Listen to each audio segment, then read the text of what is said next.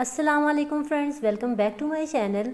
Friends, जैसा कि आपको मालूम है कि हमने इंग्लिश हिस्ट्री को स्टार्ट किया है, तो आज इंग्लिश हिस्ट्री के हम जो एज डिस्कस करने वाले हैं उस एज का नाम है द विक्टोरियन एज। आज की वीडियो में हम द विक्टोरियन एज को डिस्कस करेंगे फ्रेंड्स। उसके अलावा फ्रेंड्स इस टाइम पीरियड के जो कुछ इवेंट्स हैं, कुछ मेन जो मेजर एस्पेक्ट्स हैं उनकी बात करेंगे। उसके अलावा फ्रेंड्स इस टाइम पीरियड में जो दो डिविजन्स आती हैं, जैसा कि the pre Raphaelite period and the aestheticism, उनको डिस्कस करेंगे। उसके साथ ही फ्रेंड्स हम इस टाइम पीरियड की मेजर करैक्टरिस्टिक्स जो हैं वो डिस्कस करने वाले हैं। और फ्रेंड्स इस टाइम पीरियड के लिटरेचर को भी हम डिस्कस करेंगे, लाइक इस टाइम पीरियड को जिन इवेंट्स ने इन्फ्लुएंस किया था, जिस चीज़ ने इस टाइम पीरियड के लिटरेचर को इन्फ्लुएंस किया था, उनकी बात करेंगे फ्रेंड्स। उसके अलावा इस टाइम पीरियड के लिटरेचर को डिस्कस करने वाले हैं हम। विक्टोरियन पोइट्री को डिस्कस करेंगे, Victorian prose and Victorian novels को डिस्कस करेंगे। तो फ्रेंड्स वीडियो को शुरू करने से पहले अगर आप लोगों ने मेरे चैनल को अभी तक सब्सक्राइब नहीं किया तो काइंडली मेरे चैनल को सब्सक्राइब कर लें, ताकि मेरी आने वाली हर नई वीडियो, हर न्यू अपडेट आप लोगों तक टाइमली पहुंचती रहे। और फ्रेंड्स अगर आप लोगों को इन वीडियोस के नोट्स चाहिए तो आप जो मेरा व्हाट्सएप ग्रुप है उसका जो लिंक है वो आप ले सकते हैं। उसके अलावा मैं लिंक जो है वो डिस्क्रिप्शन बॉक्स में भी डाल दूँगी, तो आप उस लिंक को ज्वाइन करके इन वीडियोस के नोट्स भी हासिल कर सकते हैं। तो फ्रेंड्स वीडियो को शुरू करते हैं। फ्रेंड्स अगर हम विक्टोरियन एज के इंट्रोडक्शन की बात करें तो विक्टोरियन पीरियड जो है ये एक रिमार्केबल पीरियड है इंग्लिश हिस्ट्री के अंदर, ठीक है। और ये जो पीरियड है इसका टाइम ड्यूरेशन रहा 1832 से लेके 1901 तक, ठीक है। और फ्रेंड्स ये जो टाइम पीरियड है ये हिस्ट्री के अंदर, इंग्लिश हिस्ट्री के अंदर एक लॉन्गेस्ट एरा है, यानी कि ये सबसे ज़्यादा लंबा टाइम ड्यूरेशन रहा इंग्लिश हिस्ट्री के अंदर। और फ्रेंड्स इस टाइम पीरियड में बहुत ज़्यादा सोशल चेंजेस हुए, हिस्टोरिकल चेंजेस हुए, जिन्होंने नेशन को कई तरीक़ों से बदल कर रख दिया।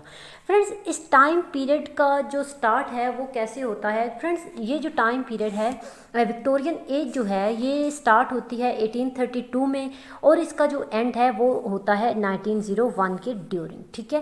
फ्रेंड्स 1901 में ये जो एज थी ये ख़त्म होना, एंड होना स्टार्ट हो गई थी। फ्रेंड्स इस टाइम पीरियड का जो नाम है विक्टोरियन एज वो क्वीन विक्टोरिया के नाम पे रखा गया, ठीक है। क्वीन विक्टोरिया जो है फ्रेंड्स वो 1837 से लेके 1901 तक जो है वो इंग्लैंड की क्वीन बनी। और फ्रेंड्स उनके क्वीन बनने से पहले विक्टोरियन एज जो थी वो स्टार्ट हो चुकी थी, क्योंकि फ्रेंड्स क्या हुआ कि जो लिटरेरी फीचर्स थे नई एज के वो अपेयर होने लग गए थे। और फ्रेंड्स उसी के साथ ही जो क्वीन है, क्वीन विक्टोरिया, वो गद्दी पे आती हैं, जिनका जो गद्दी पे आती हैं 1837 में, लेकिन जो विक्टोरियन एज है वो स्टार्ट होती है 1832 में। तो फ्रेंड्स इसी से यही शो होता है कि इसकी शुरुआत जो है वो क्वीन विक्टोरिया के गद्दी पे आने से पहले ही हो गई थी। फ्रेंड्स इस टाइम पीरियड का, इस एज का जो है इंग्लिश हिस्ट्री के अंदर, इंग्लिश लिटरेचर के अंदर काफ़ी ग्रेट जो है कंट्रीब्यूशन रहा। फ्रेंड्स क्वीन विक्टोरिया का जो टाइम पीरियड है, इस टाइम पीरियड में कोई भी लड़ाई झगड़ा नहीं हुआ था, कोई भी गड़बड़ नहीं हुई थी। जो माहौल था, इन्वायरमेंट था, वो पीसफुल रहा था इंग्लैंड में। इसी वजह से फ्रेंड्स इस टाइम पीरियड को एक ख़ास अहमियत हासिल है लिटरेचर के अंदर। फ्रेंड्स इस टाइम पीरियड में फ्रेंच रेवोल्यूशन जैसी कोई गूंज नहीं थी, और उसके अलावा क्वीन विक्टोरिया के नाम में बहुत ज़्यादा जो है क्वीन विक्टोरिया के टाइम में बहुत ज़्यादा प्रोग्रेस हुई। इस एज में इंडस्ट्रियल रेवोल्यूशन जो है वो फुल स्विंग पर थी, ठीक है। इनफैक्ट इस टाइम पीरियड में जो इंग्लैंड था वो फ्लोरिश हो रहा था इंडस्ट्रियलाइजेशन में और ट्रेड्स में, ठीक है।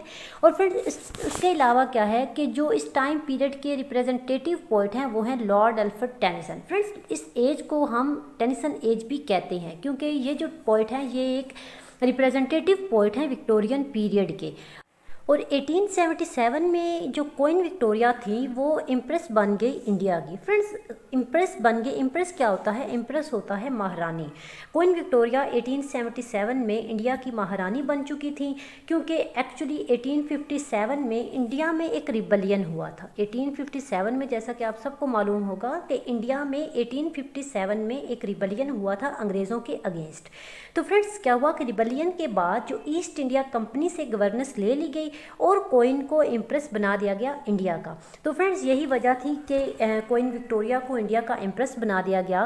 तो फ्रेंड्स अब हम बात करते हैं उन दो पीरियड्स की, उन दो सब पीरियड्स की जिनमें विक्टोरियन पीरियड जो है वो डिवाइड होती है। Victorian period is rightly divided into two sub periods. First is pre Raphaelite period and second is the aestheticism first period जो है pre Raphaelite period. Friends pre Raphaelite क्या है? प्री रेफेलाइट एक ग्रुप है poets का, painters का और critics का।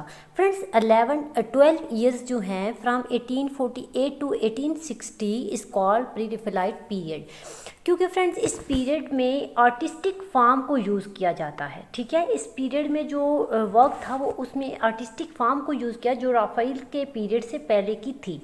राफेल कौन था? राफेल एक इटली में आर्टिस्ट था फ्रेंड्स इस ग्रुप को द प्री रेफेलाइट्स ब्रदरहुड का भी नाम दिया जाता है। ठीक है, उसके अलावा फ्रेंड्स ये एक आर्टिस्टिक मूवमेंट भी थी प्री रेफेलाइट। नेक्स्ट हमारे पास जो सब पीरियड है वो है द एस्थेटिसिज्म। फ्रेंड्स एस्थेटिसिज्म जो है ये लास्ट जो डिकेड है विक्टोरियन पीरियड का, उसमें ये मूवमेंट आती है।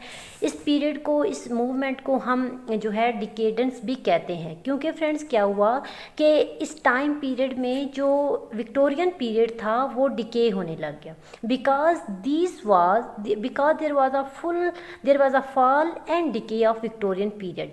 इसलिए इस टाइम पीरियड को हम द डिकेडेंस भी कहते हैं। और फ्रेंड्स इस टाइम पीरियड का जो मूवमेंट है, ये जो पीरियड है, इसका जो ड्यूरेशन था वो 1880 से लेके 1901 तक था, यानी कि ये एंडिंग पार्ट था, एंडिंग मूवमेंट थी। और इस फ्रेंड्स जैसा कि हमें मालूम है कि जो विक्टोरियन एज है वो भी 1901 में ख़त्म होने लग गई थी, एंड होने लग गई थी। तो फ्रेंड्स इसी वजह से इस टाइम पीरियड को हम डिकेडेंस भी कहते हैं, क्योंकि इस टाइम पीरियड में फॉल होने लग गया था, डिके होने लग गया था विक्टोरियन पीरियड का। फ्रेंड्स इन दोनों मूवमेंट्स पे, इन दोनों पीरियड्स पे मैं अलग अलग से वीडियोस, डिटेल वीडियोस डालूंगी ताकि आप लोगों का कॉन्सेप्ट अच्छे से क्लियर हो जाए। फ्रेंड्स अगर हम इस टाइम पीरियड की करैक्टरिस्टिक्स की बात करें तो फ्रेंड्स हम देखते हैं कि जितनी भी डिस्कवरीज जो हैं वो साइंस में हुई थी इस टाइम पीरियड में, उन्होंने विक्टोरियन लिटरेचर को काफ़ी हद तक अफेक्ट किया था, इन्फ्लुएंस किया था। फ्रेंड्स फर्स्ट हमारे पास जो करैक्टरिस्टिक आती है वो है मॉरल पर्पस। ठीक है फ्रेंड्स, मॉरल पर्पस जो है वो हमें इस टाइम पीरियड के लिटरेचर में देखने को मिलता है। इस टाइम पीरियड के जो राइटर थे उन्होंने मॉरल पर्पस को असर्ट, इस टाइम पीरियड का जो लिटरेचर था वो मॉरल पर्पस को असर्ट कर रहा था। ठीक है फ्रेंड्स, राइटर्स जो थे like Tennyson, Browning, Carlyle, Ruskin, उन्होंने क्या किया, दुनिया को अपनी राइटिंग के थ्रू मॉरल मैसेजेस दे रहे थे, मोरालिटी को दिखा रहे थे। उनका पर्पस क्या था कि वो मोरालिटी को दिखाएं, एक मॉरल पर्पस था उनका, मॉरल मैसेज वो कन्वे करते थे अपनी राइटिंग के थ्रू। अगर हम टेनिसन की राइटिंग को देखें, ब्राउनिंग की राइटिंग को देखें तो हमें ये चीज़ देखने को मिलती है। नेक्स्ट जो करैक्टरिस्टिक है वो है आइडियलिज्म। फ्रेंड्स आइडियलिज्म जो है, अगरचे ये एज प्रैक्टिकल और मटीरियलिस्टिक टाइप है, लेकिन फ्रेंड्स बहुत ज़्यादा पोइट्स जो थे और जो राइटर्स थे वो आइडियलिस्टिक्स थे, यानी कि वो आइडियलिज्म को सजेस्ट करते थे। ठीक है, इस एज में आइडियलिज्म देखने को मिलता है, जैसा कि truth, justice, love and brotherhood, इन तमाम एस्पेक्ट्स पर फोकस किया जाता है। ठीक है, love, truth, justice and brotherhood. तो फ्रेंड्स यही चीज़ जो है वो हमें दिखाती है कि इस टाइम पीरियड के लिटरेचर में आइडियलिज्म मौजूद है। नेक्स्ट करैक्टरिस्टिक जो है वो है रियलिज्म। फ्रेंड्स रियलिटी को बहुत ज़्यादा दिखाया जाता था, रियलिज्म पे बात होती थी। मीन्स इस टाइम पीरियड के लिटरेचर को अगर हम देखें तो जो भी यहाँ पे सोशल इकोनॉमिक राइज था, उसके अलावा इंडस्ट्रियलाइजेशन, ट्रेड्स थी, वो हमें इस टाइम पीरियड के लिटरेचर में देखने को मिलती है। फ्रेंड्स इस टाइम पीरियड के जो राइटर थे उन्होंने रियलिटी को दिखाया था, रियलिटी को यानी कि प्रैक्टिकल लाइफ को उन्होंने काफ़ी नज़दीक से जो है दिखाया था। उसके अलावा फ्रेंड्स जो इस टाइम पीरियड की इंडस्ट्रियलाइजेशन थी, इकनॉमिक्स और जो वेरियस एस्पेक्ट्स थे, एक्शंस थे, जैसा कि women's rights and child labour वगैरह, ये तमाम चीज़ें हमें इस टाइम पीरियड के राइटर्स की जो राइटिंग्स हैं उनमें देखने को मिलती हैं। फ्रेंड्स नेक्स्ट करैक्टरिस्टिक जो है वो है डाउट्स और contradictory faith and philosophies.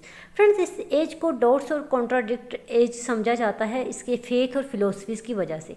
Friends इस टाइम पीरियड में हमें साइंस का इन्फ्लुएंस काफ़ी ज़्यादा देखने को मिलता है, जैसा कि जो ब्राउनिंग है वो ऑप्टिमिज्म है, ऑप्टिमिस्ट है। ठीक है, और जो हार्डी हैं, थॉमस हार्डी, वो पेसिमिस्ट हैं। और फ्रेंड्स ये दोनों मोस्ट इंपॉर्टेंट राइटर हैं इस टाइम पीरियड के। और फ्रेंड्स ये जो एक करैक्टरिस्टिक है डाउट्स एंड कॉन्ट्राडिक्टरी फेथ, ये एक ग्रेटेस्ट आप कह लें कि करैक्टरिस्टिक है विक्टोरियन एज की। फ्रेंड्स अगर हम इस टाइम पीरियड के लिटरेचर की बात करें तो during the Victorian age novels turned into the most well liked literature and the main form of entertainment. Friends इस टाइम पीरियड में मोस्ट पॉपुलर जॉनरा जो था वो था नॉवल। फ्रेंड्स रोमांटिक एज में नॉवल को बहुत ज़्यादा बुरा समझा जाता था और कहा जाता था कि जो राइटर्स कुछ भी नहीं लिख सकते वो क्या करते हैं, वो नॉवल को लिख डालते हैं। लेकिन फ्रेंड्स इस एज में ऐसा नहीं था। विक्टोरियन पीरियड में ये जो नॉवल है वो मोस्ट रिप्रेजेंटेटिव जॉनरा था एंड मोस्ट डोमिनेंट जॉनरा रहा इंग्लिश लिटरेचर के अंदर। फ्रेंड्स रोमांटिक एज में अगर हम देखें तो नॉवल जो है उसको एक ख़ास अहमियत हासिल नहीं थी, ठीक है, उसको बुरा समझा जाता था और पोइट्री को अच्छा समझा जाता था और पोइट्री लिखी जाती थी, जैसा कि हमने प्रीवियस वीडियो में डिस्कस किया। फ्रेंड्स इस टाइम पीरियड में, विक्टोरियन टाइम पीरियड में नॉवल को जो है वो एक प्रोमिनेंट जो मकाम है वो हासिल रहा।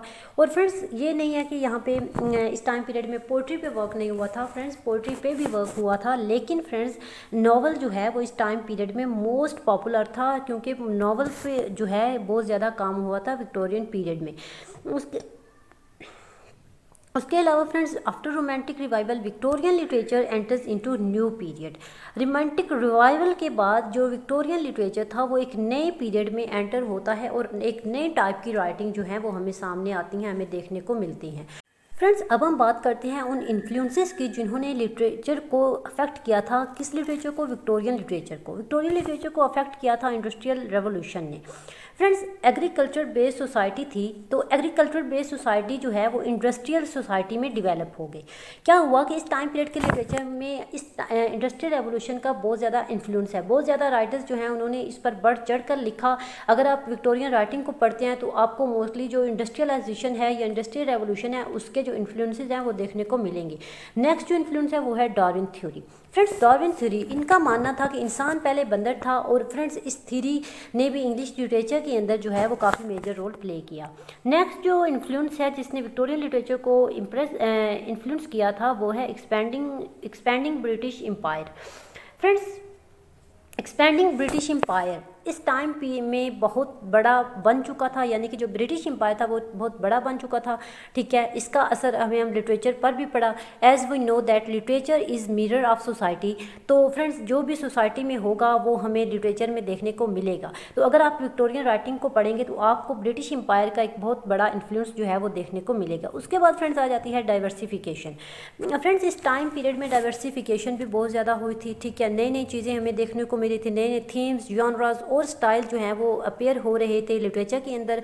तो फ्रेंड्स इसी तरह जो है यही वजह है कि डाइवर्सिफिकेशन जो है वो भी बढ़ गया था विक्टोरियन लिटरेचर में, विक्टोरियन पीरियड में। नेक्स्ट जो इन्फ्लुएंस है वो है फेबियन सोसाइटी। फ्रेंड्स इस टाइम पीरियड में जो फेबियन सोसाइटी है ये 1883 में एस्टैब्लिश की गई, ठीक है। 1883 में जो फेबियन सोसाइटी है इसको एस्टैब्लिश किया गया। और फ्रेंड्स इस सोसाइटी को इसलिए इस्टेब्लिश किया गया था कि जो क्लास स्ट्रगल है उसके वायलेंस को ख़त्म किया जा सके। क्लास स्ट्रगल का जो डिफरेंस है, एक वायलेंस है, उसको ख़त्म किया जा सके। और friends GB Shaw, George Bernard Shaw जो हैं वो एक मोस्ट रिप्रेजेंटेटिव मेंबर हैं इस थ्योरी के, इस सोसाइटी के, ठीक है। फ्रेंड्स अब हम बात करते हैं विक्टोरियन पोइट्री की। फ्रेंड्स जैसा कि हमने पहले बात की कि इस टाइम पीरियड में पोइट्री को भी लिखा जाता था, लेकिन इतनी ज़्यादा पोइट्री नहीं लिखी जाती थी जितनी कि रोमांटिक एज में लिखी जाती थी। फ्रेंड्स इस टाइम पीरियड में नॉवल जो है वो डोमिनेट रहा, इसीलिए पोइट्री पे काम ज़्यादा नहीं हुआ था, नावल ज़्यादा लिखा जाता था। लेकिन फ्रेंड्स विक्टोरियन पोइट्री जो है इसमें हमारे पास 3 ग्रेट पोइट्स हैं जो कि विक्टोरियन पीरियड में सामने आते हैं, ठीक है। विक्टोरियन पीरियड में जो 3 ग्रेट पोइट्स हैं वो हैं Alfred Lord Tennyson, Robert browning and Matthew Arnold. Friends first जो पोइट हैं वो हैं लॉर्ड अल्फ्रेड टेनिसन। तो फ्रेंड्स अल्फ्रेड लॉर्ड टेनिसन का जो फर्स्ट ग्रेट वर्क है विक्टोरियन एज के अंदर वो है इन मेमोरियम। फ्रेंड्स जैसा कि हमने बात की कि 1850 का जो टाइम था, ये टाइम जो था ये टेनिसन के लिए एक लकी टाइम था, ठीक है, जिसको एनएस मेराबल्स भी कहा जाता है। फ्रेंड्स फर्स्ट वर्क जो था वो था इन मेमोरियम। फ्रेंड्स इन मेमोरियम कब लिखा गया था? ये भी वर्क 1850 में लिखा गया था, जैसा कि पहले मैंने आपको बताया। फ्रेंड्स ये वर्क उन्होंने लिखा था अपने फ्रेंड की डेथ पे। ये एक एलजी है और फ्रेंड्स इस वर्क को उन्होंने कंप्लीट किया था 17 ईयर्स के अंदर, और इस वर्क में टोटल उन्होंने 132 एलजीज को लिखा था।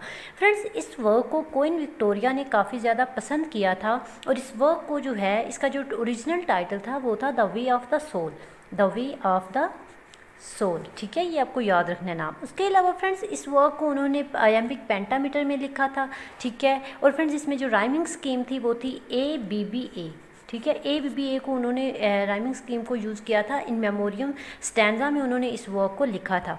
नेक्स्ट वर्क जो इनका था विक्टोरियन पीरियड में वो था द प्रिंसेस। फ्रेंड्स प्रिंसेस जो है ये भी एक ये एक मजमुआ है पोइम्स का, ठीक है। इसको उन्होंने 1847 में पब्लिश किया था।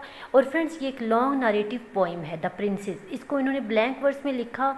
और उसके अलावा फ्रेंड्स इस पोइम के को इसलिए एक अमेजिश या मजमुआ कहा जाता है क्योंकि फ्रेंड्स इसके अंदर जो टेनिसन है उन्होंने डिफरेंट जो एलिमेंट्स हैं उनको कंबाइनली यूज़ किया, जैसा कि serious, comic, medieval, modern and reality and fantasy. ये तमाम चीज़ें जो हैं इनको जो लॉर्ड अल्फ्रेड टेनिसन है उन्होंने इकट्ठे ही इस बुक के अंदर यूज़ किया है।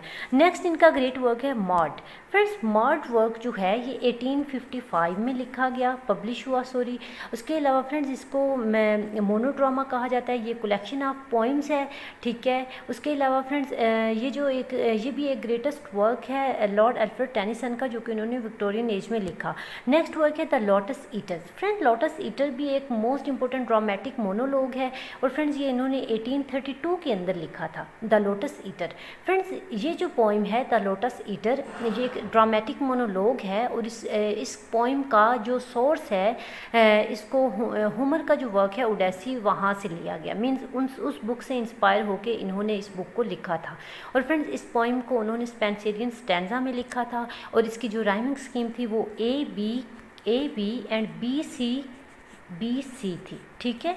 और फ्रेंड्स उसके अलावा ये जो वर्क है यूलिसियस, ये इनकी एक पोइम है। और फ्रेंड्स इंटरेस्टिंग बात ये है कि ये पोइम यूलिसियस एंड लोटस ईटर ये दोनों कंपेनियन पोइम्स हैं और इन दोनों को ड्रामेटिक मोनोलॉग में लिखा है। फ्रेंड्स ड्रामेटिक मोनोलॉग क्या है? ड्रामेटिक मोनोलॉग पे मेरी अलग से वीडियो बनी है जिसमें राइटर जो करेक्टर है वो खुद से बात करता है, तो आप वो वीडियो लाजमी देखें ताकि आपका ड्रामेटिक मोनोलॉग का कॉन्सेप्ट अच्छे से क्लियर हो जाए।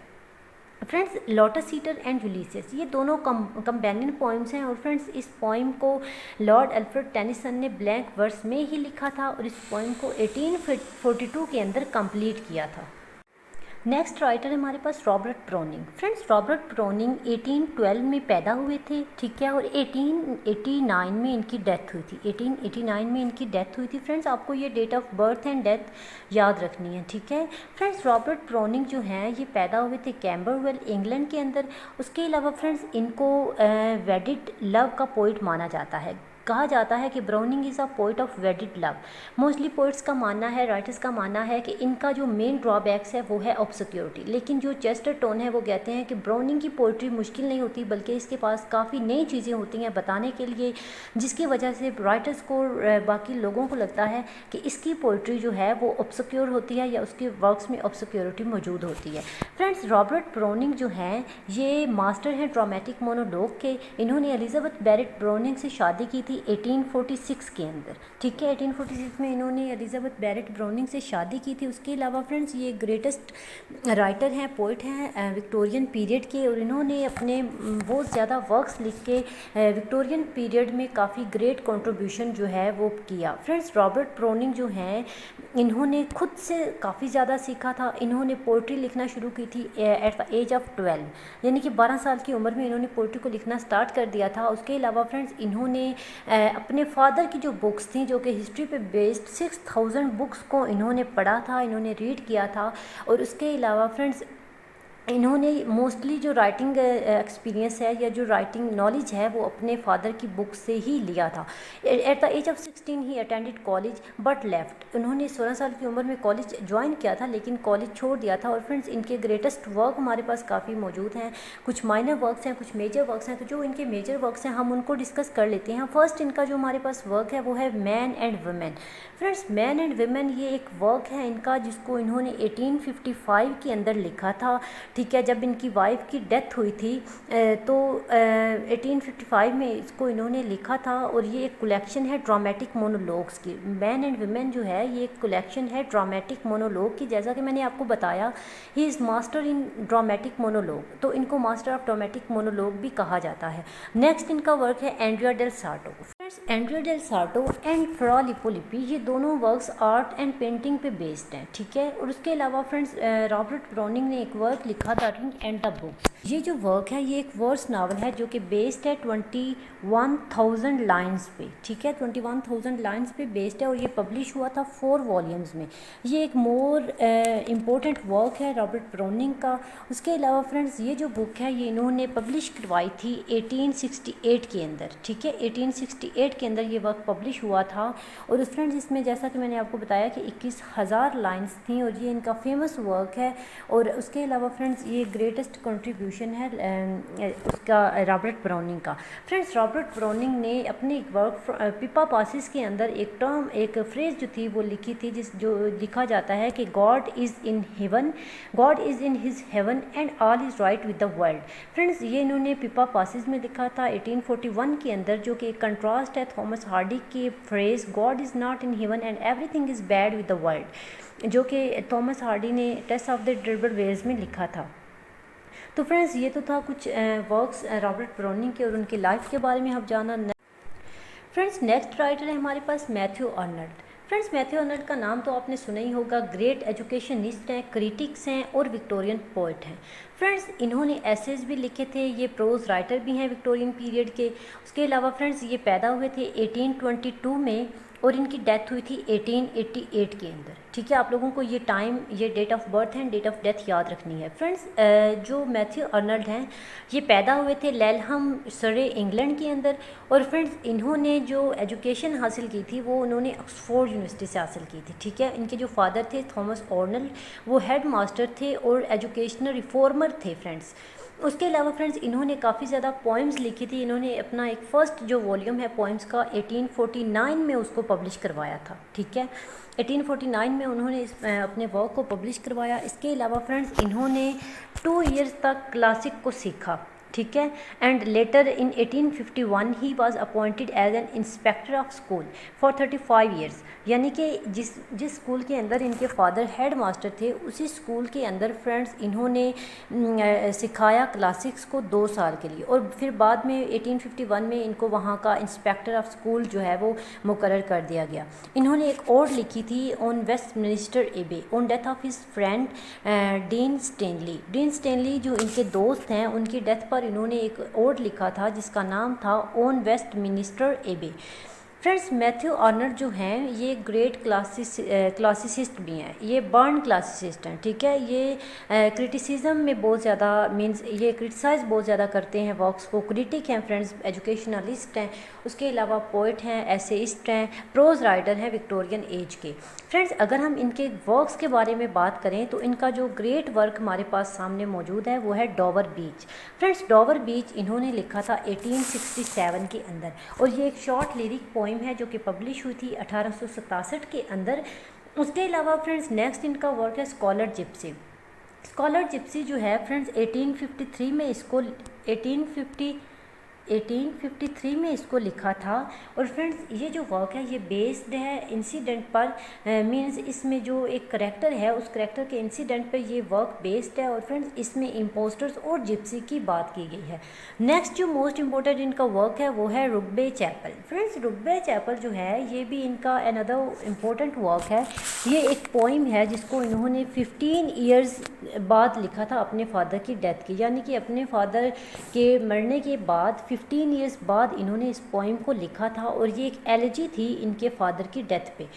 उसके अलावा फ्रेंड्स इनका एक मोस्ट इम्पोर्टेंट वर्क आ जाता है culture and anarchy. Culture and anarchy इन्होंने 1869 में लिखा था। और फ्रेंड्स ये एक ऐसे है जो कि पॉलिटिकल और सोशल क्रिटिसिज्म है, मींस इसमें सोशल और पॉलिटिकल क्रिटिसिज्म को दिखाया गया है। फ्रेंड्स ये इसके अलावा फ्रेंड्स इस वर्क में आर्नल्ड ने स्वीटनेस एंड लाइट जो फ्रेज़ है उसको इस्तेमाल किया है, जिस फ्रेज़ की वजह से ये जो वर्क है ये काफ़ी ज़्यादा फेमस है। और फ्रेंड्स इस फ्रेज़ का क्या मतलब है, स्वीटनेस एंड लाइट, इस टर्म का मतलब है ब्यूटी एंड विजडम। वो ब्यूटी और वो विजडम जो एक कल्चर लाइफ में ऐड करता है, ठीक है। कोई भी कल्चर हो लोगों की लाइफ में जो एक खूबसूरती को, एक विजडम को ऐड करता है, उसको इन्होंने इस वर्क के अंदर डिस्क्राइब किया है। इसी फ्रेज़ की वजह से इनका ये जो वर्क है कल्चर एंड एनार्की 1869 में जो पब्लिश हुआ ये मोस्ट फेमस है। तो फ्रेंड्स आज की वीडियो में बस इतना ही। नेक्स्ट वीडियो में हम विक्टोरियन एज जो है उसका सेकंड पार्ट डिस्कस करेंगे। फ्रेंड्स सेकंड पार्ट इसलिए बनाया जाता है क्योंकि आप लोगों के लिए वीडियोस ज़्यादा लंबी हो जाती है। अगर आप लोगों को इस वीडियो के नोट्स चाहिए तो आप डिस्क्रिप्शन बॉक्स में मेरे व्हाट्सएप ग्रुप को ज्वाइन कर सकते हैं, ताकि आप लोगों को हर लेक्चर के नोट्स भी प्रोवाइड किए जा सकें। उसके अलावा फ्रेंड्स, अगर आप लोगों की कुछ क्वेरीज रह गई हैं इस एज के बारे में, विक्टोरियन एज के बारे में, विक्टोरियन पीरियड के बारे में, तो आप काइंडली कमेंट सेक्शन में बता सकते हैं, पूछ सकते हैं और मुझे लाइक करके बताएं, कमेंट करके बताएं कि आपको लेक्चर कैसा लगा। अगर आपको वीडियो अच्छी लगती है तो इसको लाइक कर दें, कमेंट कर दें, अपने दोस्तों के साथ इसको शेयर करें ताकि उन सबको भी फ़ायदा हो और फ्रेंड्स मुझे भी इंकरेजमेंट मिलती रहे ताकि मैं आप लोगों के लिए और लेक्चर बना सकूँ। तो फ्रेंड्स नेक्स्ट वीडियो में आपके सामने विक्टोरियन एज का सेकेंड पार्ट लेके आऊँगी। अपना रखिएगा ख्याल। अल्लाह हाफिज़।